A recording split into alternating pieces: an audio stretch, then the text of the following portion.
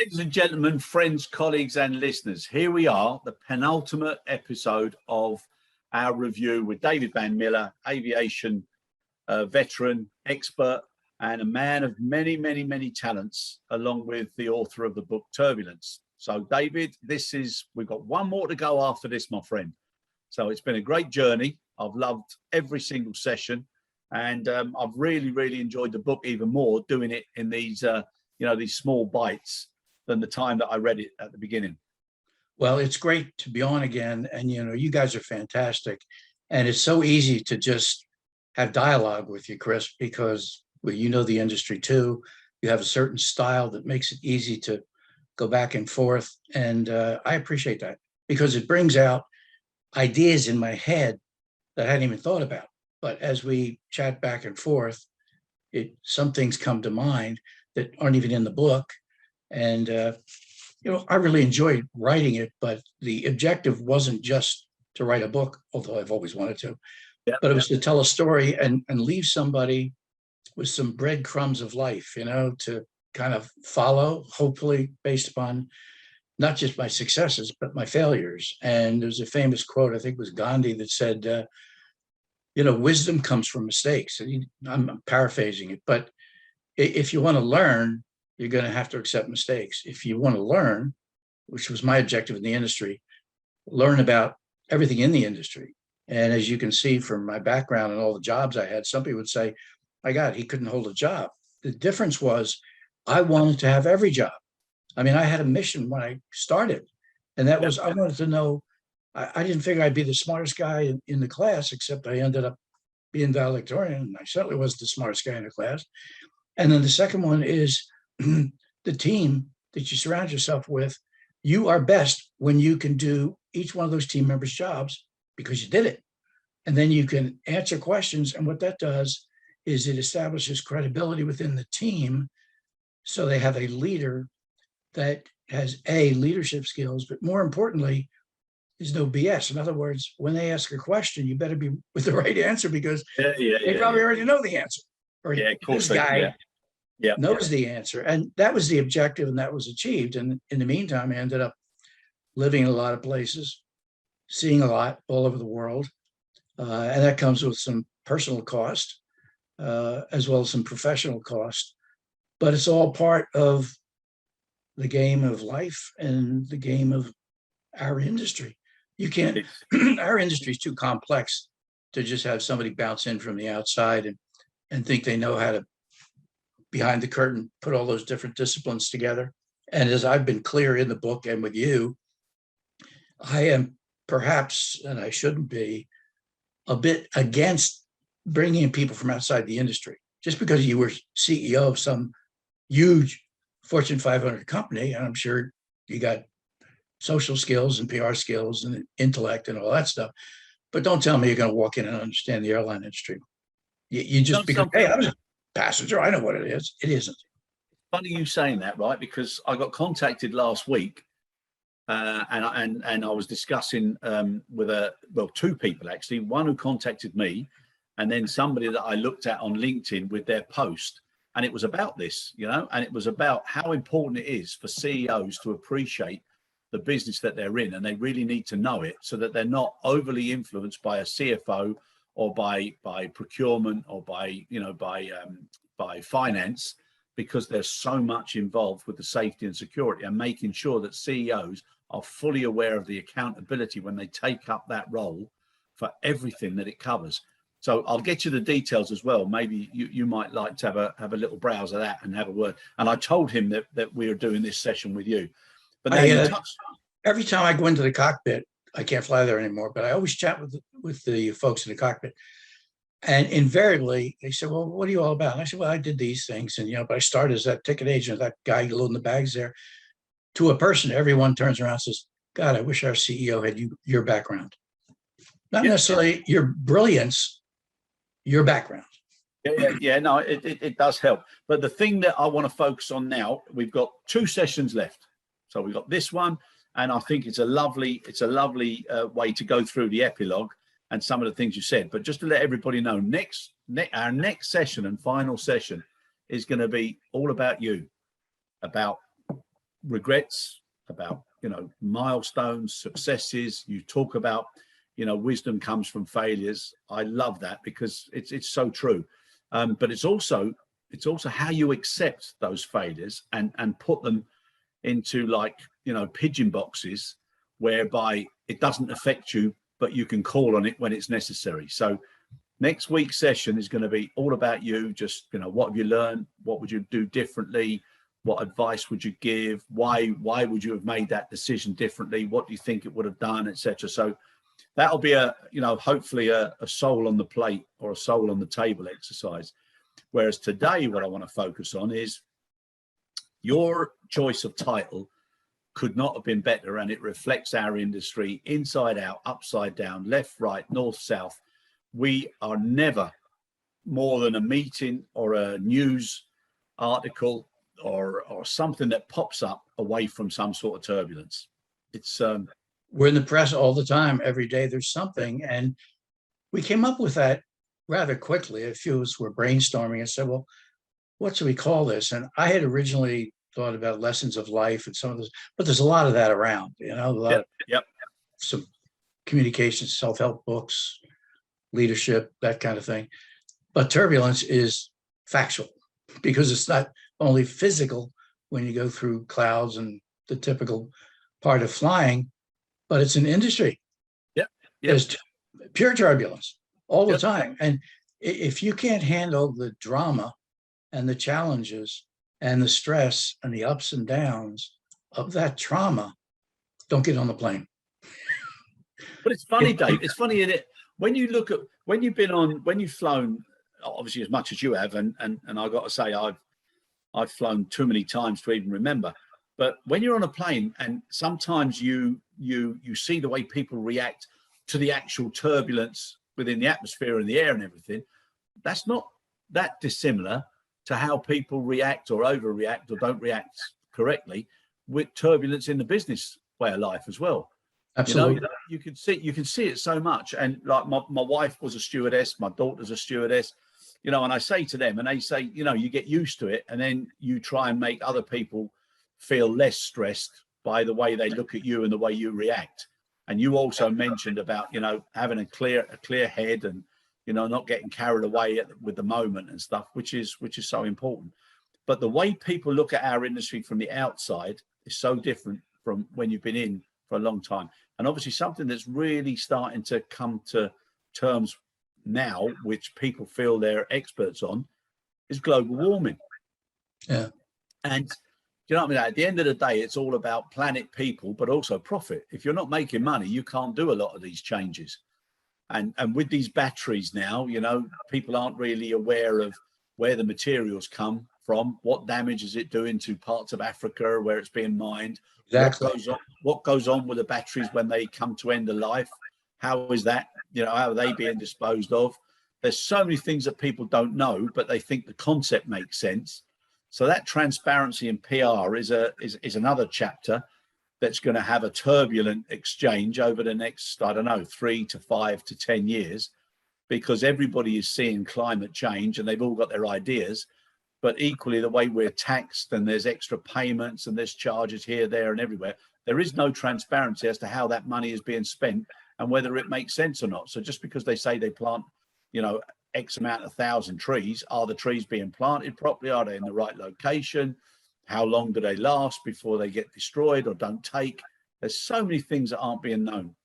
Let me give you a couple of examples to tee off on what you've said. In the fires in California last year, 2 years ago, PG&E was at fault, got $25 billion in lawsuits settled. And it was because there was a fire ignited through a spark in one of the terminals or something. But the point was, for years, they kept saying, we need to plant differently. We need to, plow here, have this, organize the fields of trees in such a way that you minimize the exposure. Yeah. We didn't do that. Okay. And people are now saying that's what we need to do. But everybody is saying that fire was global warming. That fire was not global warming. By the way, global warming exists. I mean, you can't deny that it exists in some form, whether it's the carbon emissions, whether it's all the different elements from cows, et Yep, cetera. yep. But so nobody's going to dispute that. The problem is the polarization of the issue, Yep. because both sides kind of deny the other side, and that's silly, because in the middle, we need a plan. Now, when it comes down to the airline industry, people that criticize it fly the private jets, which is the worst way to have a seat go through the sky for 5 hours with the emissions per passenger versus a 380, a 787, which has improved fuel efficiency by some 20%. You remember back in the day when we had the 707s. That's when I started. And I remember watching them take off. And those 4 engines and the black smoke that came out of the 4 engines. Yep. And if people saw that today, said, I mean, is it on fire? So the industry itself, regardless of rhetoric, the industry itself, through its technology and its investment, okay, investing in the future, the industry I would put up against any in terms of airplanes and engines, because, you know, the airplane, you need to look at it a little bit differently than the engine. The design of the airplane, the winglets that have come in, how you fly it, what Mach level you're flying it at for optimum fuel burn, all of that stuff comes into play. And then the design of the engines and the 7 compartments within the engines that facilitates optimum fuel burn, and then the fuel itself, which is going to be improved over, I think, the next 30 years. But then some of these bureaucratic geniuses come out and say, aha, the answer is tax. It's like cigarettes. We're going to stop people from having sugar in their bodies or smoking. We'll just tax the heck out of them, and someday supply and demand will kill them. That's not really the issue. You know, we know you shouldn't smoke, but if you as a human being, as long as you're not giving it to anybody else, want to smoke, I guess you're still entitled. I mean, I've never smoked, and I can't imagine people that do. But it's an interesting way to look at the argument. And then it always has to come back to the airlines. I think we're 2% of the emissions in the world, right? And India and China are worse than anybody, and I don't see any plans there to fix that. Where's the pressure on China? I don't see it. So and there's other countries as well, which between them, they've probably got 11 of the top 15 most polluted cities in the world in those particular regions. And for me, that's totally wrong. And to say that the industry has done nothing is irresponsible, because if you go through, let's just say 50 years, and you map out 50 years of improvements like lower emissions and lower noise, they're facts, and they're dramatic facts. And if you take that industry versus automobiles don't come close to the achievements on either per capita percent basis as we have as an airline industry. And we didn't do it because we were taxed or not. We didn't do it because the right wing, left wing, somebody in between, or somebody demonstrated against it. We did it because it was the right thing to do from an environmental point of view, an efficiency point of view, and by the way, a P&L point of view.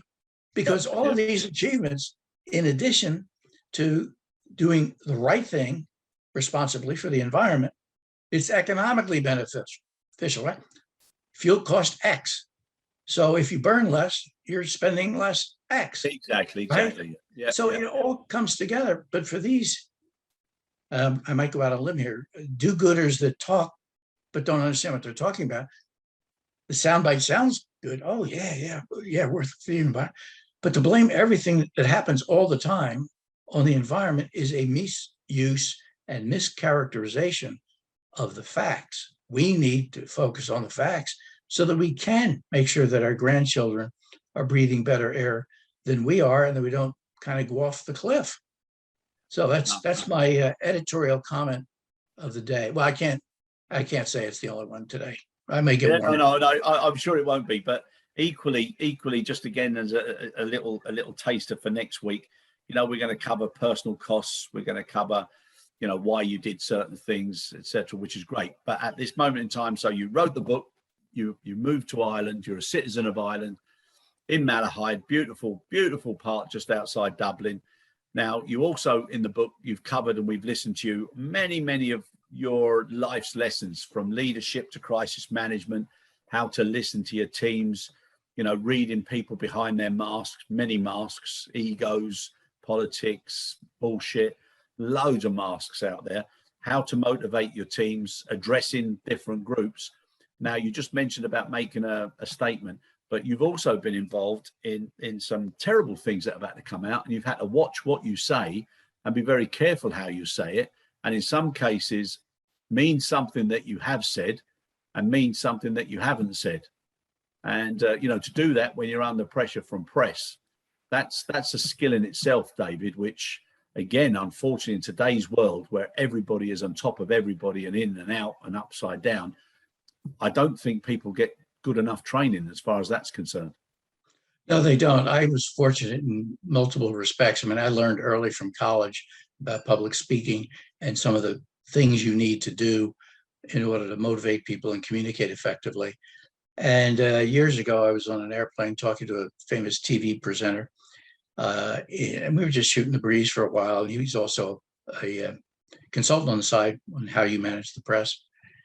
And he said, listen, think about what you want to say, not what they want to hear, what you want to say. And then you don't have to answer the question the way it's presented.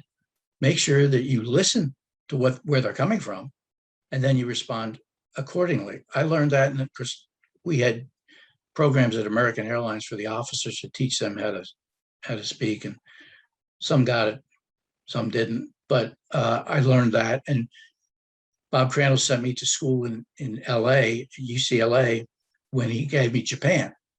Well, international, but including Japan. And the Japanese communicate differently than us. So the Japanese will just sit there while you make the presentation and you can't read them. It's kind of like negotiating with the pilots. They're told not to show any emotion, even if they like it. I told jokes to the pilots, they didn't laugh. And I finally said, okay, guys, I get it. I'm never going to get a smile out of you guys. And by the way, it was a good joke. So in Japan, and these teachers at UCLA said to me, there's three types. When you're negotiating with the Japanese, Americans usually talk and they just listen. And the American assumes, oh my God, maybe I should lower the price. So they lower, so they're negotiating against themselves, and the Japanese are just sitting there. Okay, this is true stuff. The second group are the US, which we're sort of brought up to have the dialogue like you and I have, back and forth. You say something, I respond. I say something, you respond. And then there's a third group, and I don't want to disparage anybody, but it's called, like, let's say South America, just for fun, okay, as a group. They're talking before you can even get a word in edgewise. So you have those three groups: those that listen, those that back and forth, and those that talk over you. And I learned a lot from those courses and from personal experience that you need to be somewhere in the middle and listen. And then that's the way you can lead. I think another point, which I made a little bit earlier on leadership, is the best way to be a leader is be as knowledgeable as you can be, and then don't BS people. And don't yell at them. There's no reason to yell at somebody. Do you want to be yelled at? No. Well, then why would you yell at somebody else? So you need to be incisive about where the other person's coming from, because everybody's got a different thought. The trick is to understand that other person. I did it with pilot negotiations all the time. Like, what do they really mean?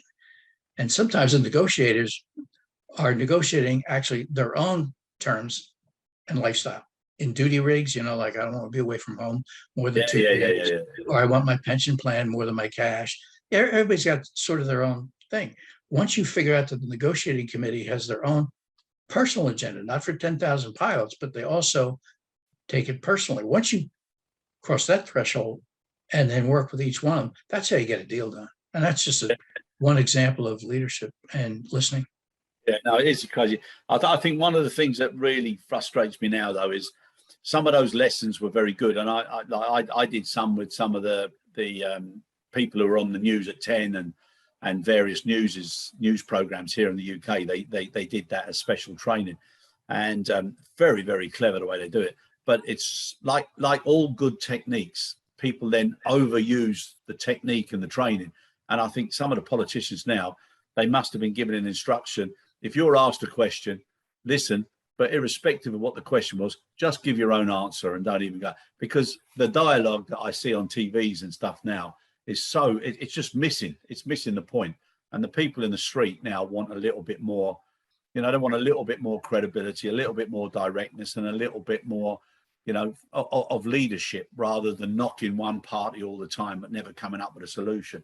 And I think that's also something that, good leaders have to face as well inside their organizations, because you've got a lot of people who validate that something's in place, but you've got very few that verify that it's effective whilst it's in place. And, good leaders don't just look at the responsibilities of their team, but they reflect on their own accountability as a CEO. And that I think is such an important skill.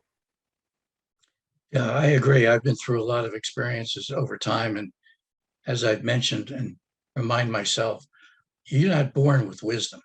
You're probably born with the intellect you're going to enjoy through your life. And you develop that intellect through education, training, and experiences. Wisdom comes with age and experiences and mistakes as much as successes. I always said, don't believe your own press clippings, and make sure that you learn from your mistakes, because you're going to make them. And if you're afraid to make mistakes, I saw a clip this week, because I like to watch some of these on YouTube about leadership. And I think it was like Edison tried 1,000 times on the light bulb, and he got it on the 1,001st, but he had to go through 1,000 failures. Yep. And that's sort of facts of life. That's the way life works and business works and airlines work. In our particular case, we're also dealing with such basic things as safety, customer service. You're in a tube with somebody for 5, 10, 15 hours. I mean, it's a different world up there. And I think, and one of the reasons I wrote the book wasn't about me. It was to tell a story and talk about leadership and let people know what's really behind the curtain, because it's infinitely more complex than is shown. And it gets even more interesting when you talk about climate change, which we did, and what's for the future. I mean, the future is we're going to have less carbon emissions in the industry because we want to, and we will. Yeah.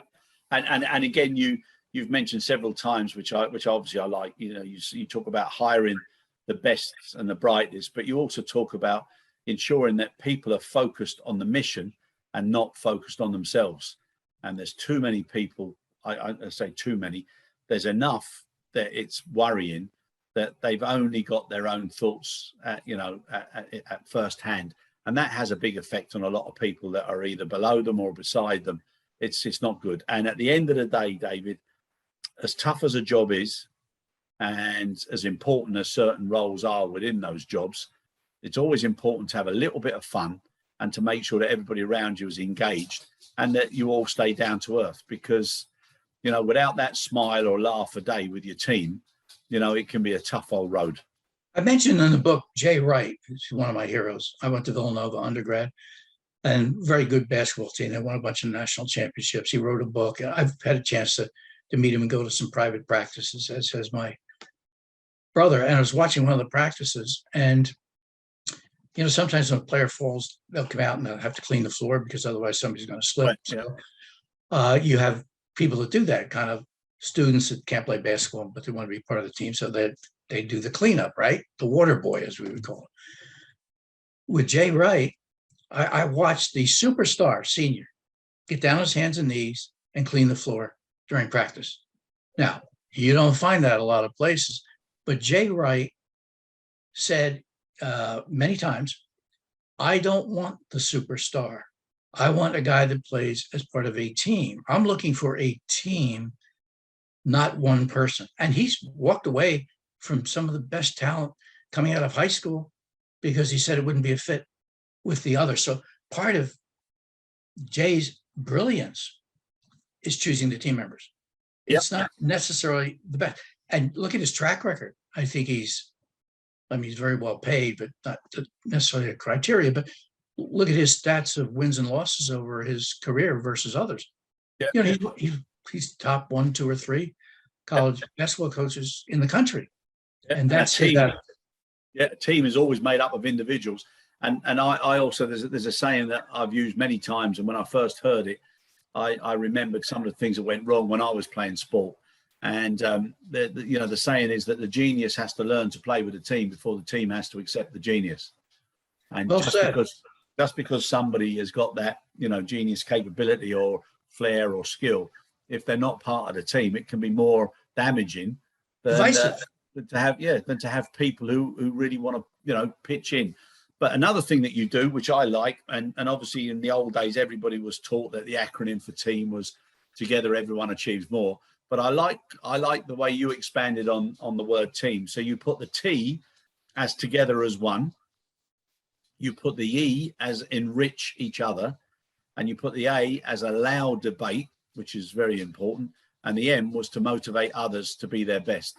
And I really, really think that's put together. It really is good. And if people can remember that all the time, it's a wonderful thing. But the one thing I want to say to you, and you're always an advocate of, don't shout, don't lose your head, etc. But, sometimes when something happens and you get divisive or disruptive, or people who are just an absolute pain in the arse because that's the way they are, sometimes you just want to let them have it with both barrels. Well, the way that I've handled it over the years, and I think I told the story earlier when we had 9/11 and I was out of town, and I raced back, and we had every airline forms an emergency group and everybody's around the table. By the time I got there, the vice president, I put in charge before I got back, kept thinking she was still in charge. And I didn't yell or scream or embarrass her, but later I brought her in. I said, let me see your business card and mine. Looks like mine's got a niftier title than yours, so you might want to manage yourself differently in these meetings. I never yelled at her. She never forgot the point at all. And that's all part of the experience of leadership. And in our industry, you go through serious crises. It's not just like, we're going to charge for cookies tomorrow morning. It's serious stuff.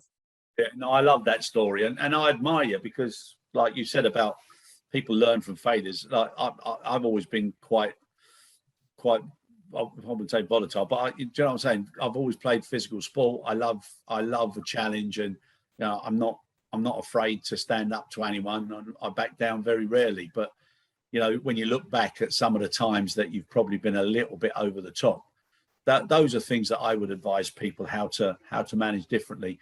And I think with people now having to consider the problems of people now coming out of COVID, that's going to be a real art and a skill moving forward. And if there's some dynamics or some innovation whereby if I'm on the phone to you, but I'm lucky enough to have on my screen and I'm able to put your name in, and I know the type of character you are and what you respond to, if there was that sort of speed of identification with some of your immediate team, and you could just click into like, well, he's blue, he's red, he's yellow, and you just were able to adapt to slightly different way, I think that would be a great Well, let me give you a couple of thoughts. The in-flight problems this past year in terms of having to take people off the airplanes and people, it's like 5 or 10 times what it used to be. A little bit of that's COVID, a little bit of this society today, a little bit of this the instant gratification society that's everywhere, from education to spoiled people to me, and all that. And of course, flight attendants in particular exposed to that. When I came up with the definition of team, I did it in like 5 minutes because I was thinking, I want to put something in here that describes what I think is important, that's different than what most people talk about, and to use each one of those as a path for somebody to understand the true meaning of team, because there's not an I in team, as you've heard many times. And it's extremely important to, I was good at that. I'm not good at everything, but I am good at getting people headed in the right direction. And I do it a lot by being calm and being insightful in what you say, and humor. I use a lot of humor because you send a signal to somebody.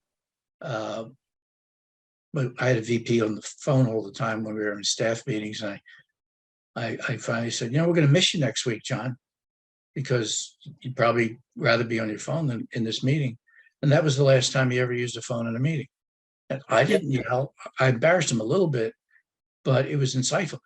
A person I greatly respected, who just recently passed at like 95 years old, General Lyon, wealthy, famous developer, Southern California, friend of all the presidents. I mean, he used to, he's a big donator on the Republican side. But he was one of the funniest guys I ever had the privilege to work with. He was an aviator. I mean, he was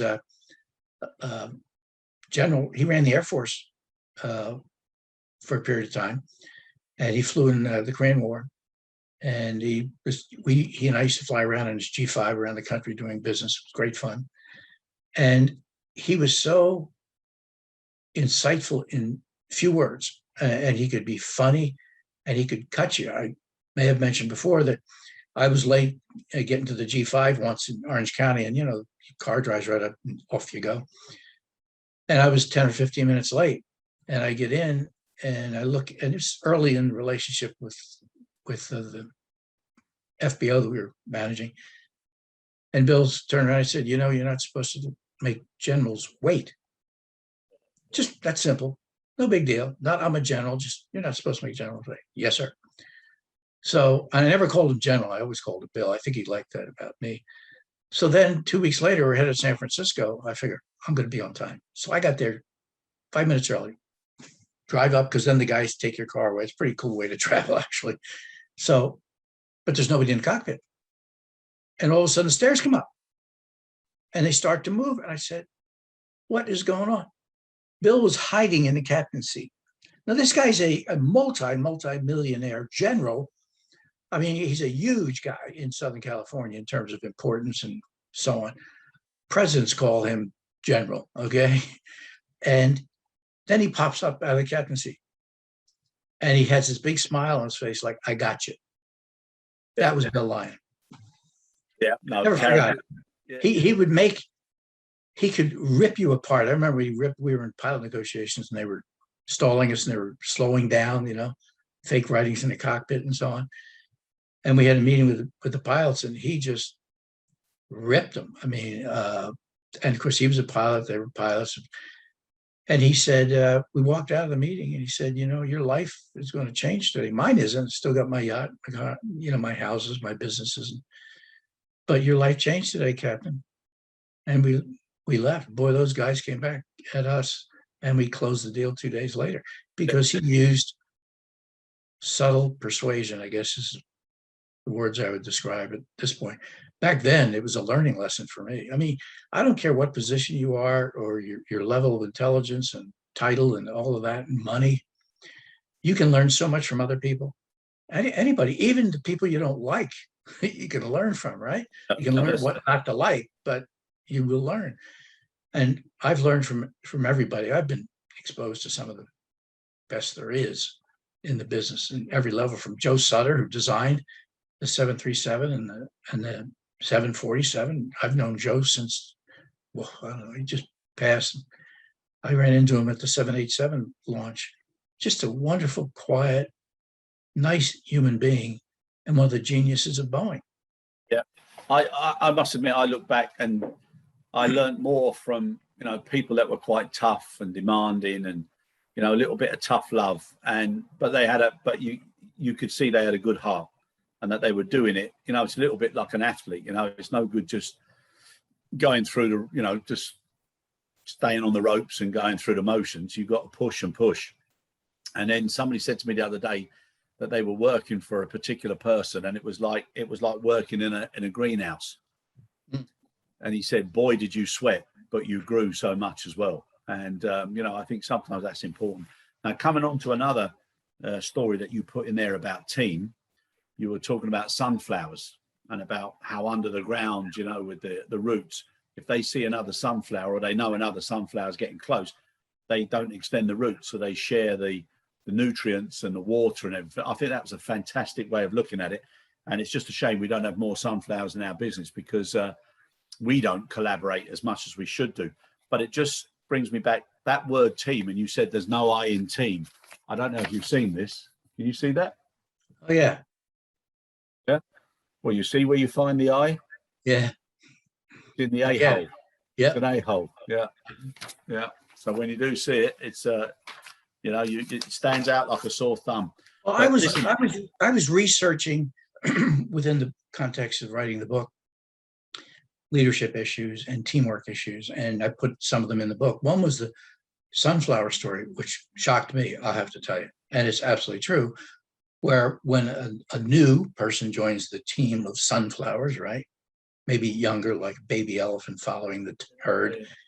But biologically and physically, the big flowers reduce some of their draw out of moisture and water to help the new sunflower. And it's sort of like the top guys on a basketball team helping the new guy, as opposed to resenting the new guy. And I talked about going to heaven and choosing two doors. And when the guy goes to the first door and says, all this food is out there, it's a lavish party and fabulous food, but everybody's emaciated. And he couldn't understand why, with all this food, they're dying of malnutrition. And then he goes to door B. He walks in, and it's the same setup on the table, and everybody's plump and happy and having a good time. And he said, I don't understand the difference, because both tables are set, the food, the wine, and so on. What's the difference? And he said, well, check the utensils, because they were using large chopsticks. And he said, that's designed so that we can feed each other. And I never lost sight of that. And the third one, just coming to mind here, brainstorming, and I can't find the quote that I had, this was years ago, but it talked about somebody puts their hand into a pond or pool of water, moves it around a lot, stirs it up, kind of like some of the politicians we could talk about, stirs it all up, right? And you think you're part of that stirring things up, right? Pull the hand out, and soon the water calms again. Yep. And I never forgot that fact that, calm waters are ahead. And even if you're stirring things up, the ultimate objective is to get to the calm waters. And another story from many years ago that I never forgot was a cow going through 1,000 years ago, through a village into the fields. And soon that becomes a path. And then the horses follow that path. And then the horse and buggies follow that path. And then the cars follow the path. And one day it's a superhighway. Now that superhighway wasn't designed from that point A to B. It was designed by cows meandering through the fields, creating a path in the beginning. And the analogy for me was, when you see the road today, it may not be how that road was designed. So go past that and figure out why it was designed, how it was designed.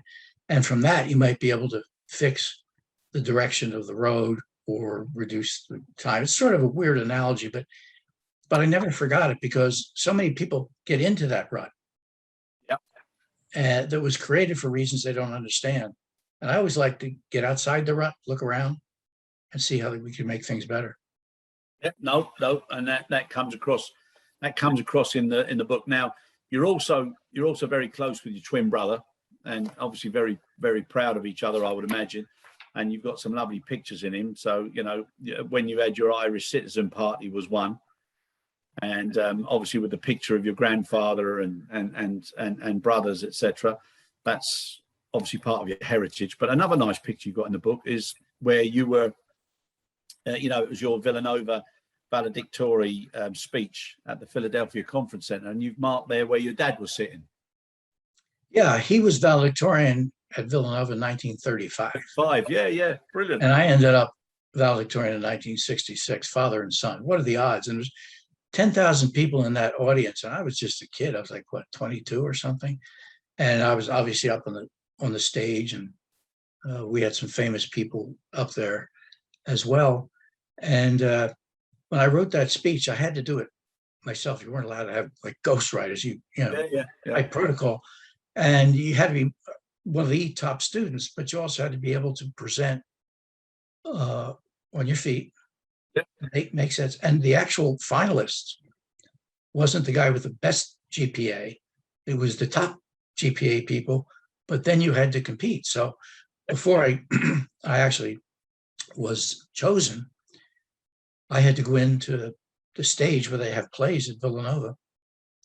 And some of the judges were at the back. There's nobody in there except the judges and me.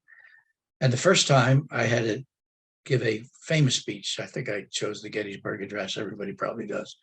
That got you to the bottom 3. Then you had a month to go write your valedictory speech. And I did, and had to present it then. And I was chosen. And it was because, amongst other things, I took classes in college about how to make presentations. Yeah. And it was also, I just felt good about the story I wanted to tell, which, remember, I was in the middle of the Vietnam War. So there was a lot of controversy on campus about those issues. And some quotes about what life means. And it ended up pretty good. But yeah, my dad was in the audience, amongst other people, and I couldn't see him. But they said he cried because of the emotion. And then the following day, we were in the Philadelphia Enquirer, father and son, because it was so unusual. So it gets to be time for my son to go to college. And he's a pretty good baseball player. And so Santa Clara and Villanova, and they're all in Class A, talked to him, football, mostly baseball. And I wanted him to go to Villanova because our 4 brothers went to Villanova. My father went to Villanova. My mother was secretary there. It's a long lineage, right? But I think, amongst other things, he didn't want to have to compete to be the 3rd guy. Yeah, so, and especially with that, I mean, the size of the crowd. It's a very impressive auditorium, isn't it? It's huge. Yeah. It's a convention center in Philadelphia. There was too much demand, and back in those days, and by the way, the entire university was only like 3,000 people. Villanova's a small, I think it's probably 4,000 or 5,000 now, but it's a smaller university, but it's extremely hard to get into. I mean, it's between the tuition and also the academic requirements.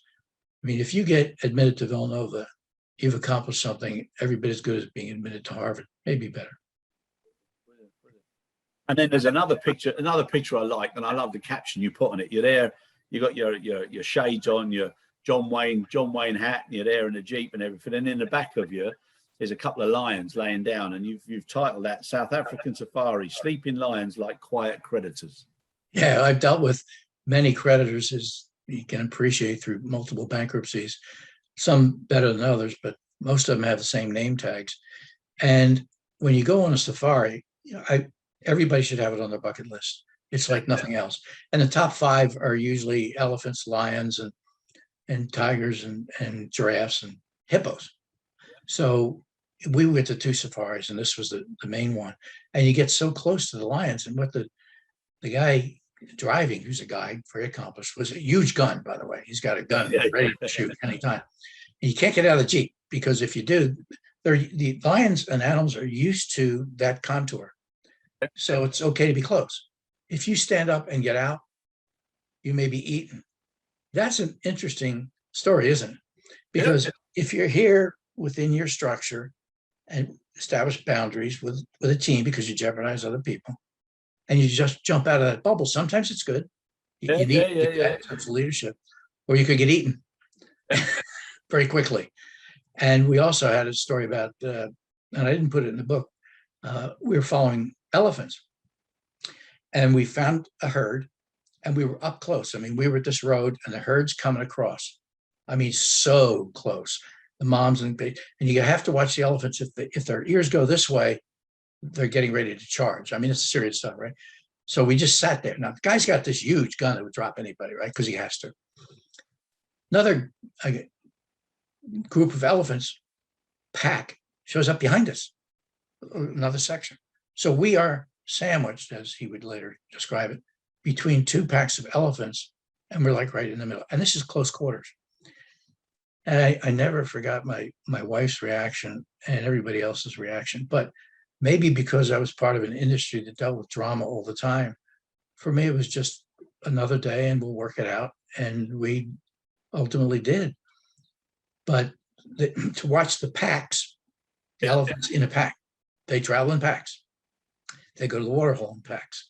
Take care of their young in packs. If you ever watch them going, and the drought in South Africa was severe, so they would go to a riverbed. There's no water, except there's water under the ground. So you see them use their trunks to go down to seek out water, and then the mother will take the water out and give it to the child. There are so many analogies in life, if you look at them, between something like going on safaris, which are fabulous fun, and the lessons that can be learned as to how those animals behave and treat each other. Yeah. No, there's a look. I mean, nature is an incredible thing, and you know, the world, nature. There's so many things that you just want to try and help or persuade people to try and travel as much and see as much as they can whilst they're living, because it's a wonderful, wonderful thing to behold. It's incredible. Now, talking about another impressive section that you've got in there, and in the epilogue, you've got a letter from Daniel. I think it's Inouye, Senator Inouye, yeah, United States Senator. Now, that's a lovely letter that he wrote. Huh? I'm just going to read a little bit, if you don't mind. It says, thanks for sharing with me a copy of your letter to the Air Transport Association. What a sad final chapter to a proud and once vibrant airline carrier. I have said both publicly and privately, you did everything humanly possible to keep the company flying as long as it did. Most unfortunately, there were just too many elements working against you from the go. Airlines to escalating fuel costs and a sagging financial market. My doors are always open to you until our paths cross again. I wish you good luck and Godspeed. Nice letter, huh? Dan Inouye was the most powerful U.S. senator of the 100 senators. I mean, you get to be chairman of the financial committee. That tells you a lot. He had the biggest office. And of course, he was from Hawaii. And when I first met him, the PR lady said, you can't shake hands with him because he lost his right hand in World War II. And he was awarded the Congressional Medal of Honor. It doesn't get any higher than that. And he and I bonded for whatever reason. I mean, he was just a terrific supporter. We went through some challenging times together, and he always knew what was going on. And a wonderful human being. And he passed, I think he was like 92.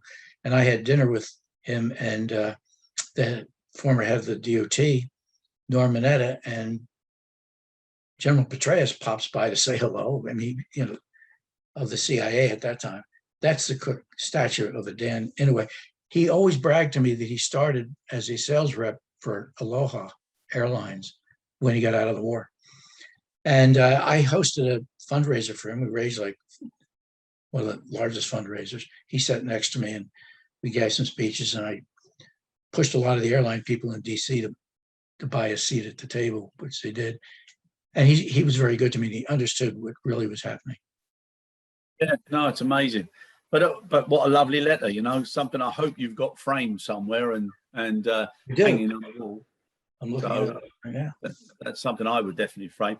Yeah, David, what I'd love to finish on, and I think it's a beautiful picture again, and it's one with you and your brother, and it's in the K Club in Ireland. So anybody who knows and loves golf, they know what a beautiful venue that is from the Ryder Cup days, but also what a wonderful part of the country it is in Ireland. So what was the significance of this particular picture? Well, it was our wedding when I got married to Michelle, who I met in Jamaica. And we'd been together 12, 14 years and decided on her 60th birthday to propose. And in the book, we got a picture of her with Rudy Giuliani. And so we decided on venue. Now, she ran and owned a hotel in Jamaica, restaurant, hotel. So she knows the business, done many, many weddings in her life. So she vetted it a great deal with, we had sample dinners with the chef beforehand and so on. And it was a 3-day event, golf included, people from the States. We capped it at 40 because we wanted just a special room. The owner of the K Club at the time, it was his special private areas that we got. So it was 40. And of course, we hired a photographer. And we said, make sure you get lots of pictures of family, friends, and something that kind of coalesces the event, not just the standard stuff that you see in every wedding album, but people interacting. Now, obviously, twins are close. And, Brian was a TV broadcaster for years. And we went through school together and then went our separate ways. He went to San Francisco and I went around the world. Obviously, always stayed in touch. And he was my best man at the wedding, as you would expect. And we look a lot alike, right? Yeah, when she took all these pictures, that's in the corridor of the K Club. And she was such a good photographer that I picked that one. And we had a lot of photos to put in the book, by the way, Chris. I mean, think about 50 years of Yeah. photos. I mean, some of them we never took back in the early days. I could have taken photos with all the movie stars. I never did. Yeah. And it meant something to me. And I thought it was the personification of not just our relationship, but two people confiding in each other and communicating in an environment that was A, professional, B, personal, and meant a lot beyond just the photo itself. And I think when you take a look at the photo, you can see honest dialogue between two people that care for each other and understand the importance of that particular day. And I think that picture said it. Lovely, lovely photograph, Dave. Really, really nice. Anyone who's got a brother, you know, it's a sort of photograph you'd like to have with any of your brothers.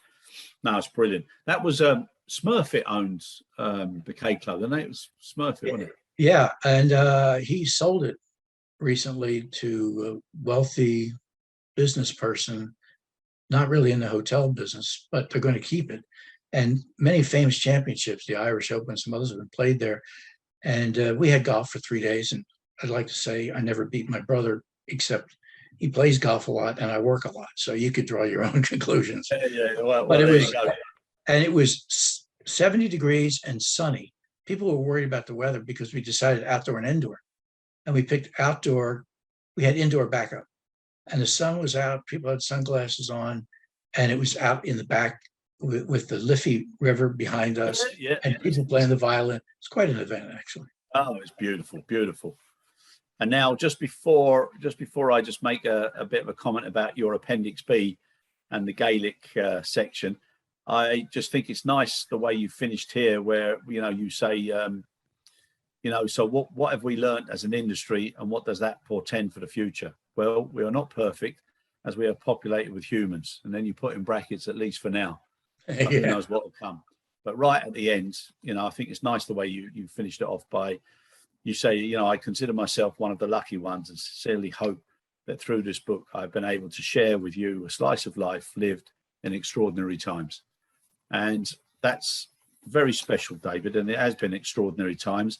And to look back on a life full of so many fun times, hard times, smile times, and sad times, it must be brilliant. And you should be very proud of yourself with this particular book.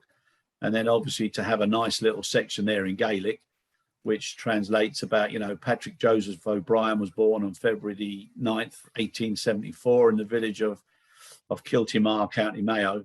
And that's nice, just relating to the family. And now the fact that you're back and you're now a citizen of Ireland and living in Malahide, And as I said, when I first met you and you said about Ireland, I think it was I can't remember, my granddad or someone, they used to say there's only two types of people in the world, those that are and those that wish they were. Yeah, well, we're very, very proud of dual citizenship, and we love Malahide and its people. And I have never heard anybody that's visited Ireland that has had a bad thing to say about it. Oh, no. Yeah, I can't wait to get back. My youngest brother, Kieran, he's been trying to get the four of us to do a bike ride around Ireland it was supposed to be for his birthday, but obviously with COVID, but it looks like we're going to do it now. And then we'll go round to where my dad came from, and we'll finish up where my mum's buried. So we're all looking forward to that. So maybe then or before, David, I still want to have that pint of Guinness with you in Gibney's and a nice bite to eat. So listen, thank you so much. Next week, prepare to bare your soul, my friend, because I'll be asking you, what would you have done differently? Why? Regrets, etc. I know you don't mind, because you're an open book yourself. And we'll look forward to that. And that will be the end of Turbulence for a period. Well, I'm working on a list of the regrets and the mistakes. I'm at 100 right now, and I'm only on my 6th piece of paper. So I'll just have to pick out the really most egregious, dumb thing I've done. At least it'll be entertaining. Yeah, I've got a few categories I'm going to throw at you. Like relationships, marriages, divorces, time with family, pressures at work, health, all those sort of things that are also useful for people coming in and within an industry at the moment, to maybe reflect on certain things, because it's easy to sometimes let things slip. But we'll find out all about that next week. Until then, take care of yourself, sir. God bless, and we'll speak soon. Cheers. Cheers now.